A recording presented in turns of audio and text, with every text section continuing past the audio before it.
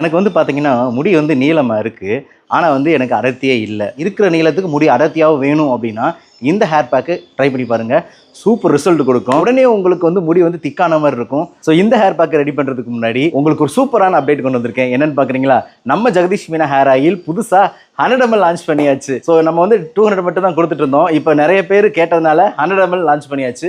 So இந்த 100 ml பார்த்தீங்கன்னா, உங்களுக்கு கம்ஃபர்டபுளான பிரைஸ்ல இருக்கும். வர 25ஆம் தேதி காலையில 11 மணிக்கு நம்ம வெப்சைட்டான www.jagdishmina.com மட்டும் ஸ்டாக் கொடுக்க போறேன். ஸோ மறக்காம பை பண்ணிக்கங்க. இந்த ஹேர் பேக் ரெடி பண்றதுக்கு நம்மளுக்கு வந்து 4 இன்கிரிடியன்ட் தேவைப்படுது. இப்போ ஒரு மிக்ஸி சார் எடுத்துக்கங்க. நான் வந்து ஒரு கைப்பிடி அளவு செம்பருத்தி இலையை நல்லா வாஷ் பண்ணி வச்சிருக்கேன். அதில் சேர்த்துக்கலாம். அடுத்து வந்து பார்த்தீங்கன்னா, நான் வந்து ஒரு 3ல இருந்து 4 ஸ்பூன் அளவு வடிச்சு சாதம் எடுத்திருக்கேன்.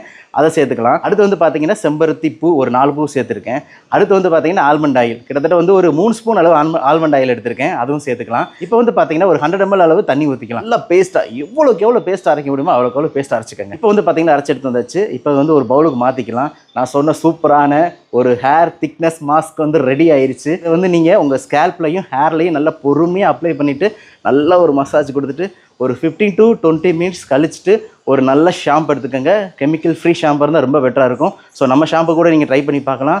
கோகோனட் ஷாம்பு இருக்குது, ஆனியன் ஷாம்பு இருக்குது. ஷாம்பு வந்து பார்த்தீங்கன்னா வாட்டரில் டைல்யூட் பண்ணிவிட்டு ஹேரை வாஷ் பண்ணிவிட்டு ஹேரை நல்லா காய வச்சுட்டு பார்த்துட்டு எனக்கு கமெண்ட் பண்ணுங்கள். உங்கள் கமெண்ட்டுக்காக வெயிட் பண்ணுறேன். சின்னதாக ஒரு லைக் பண்ணிடுங்க. Bye friends.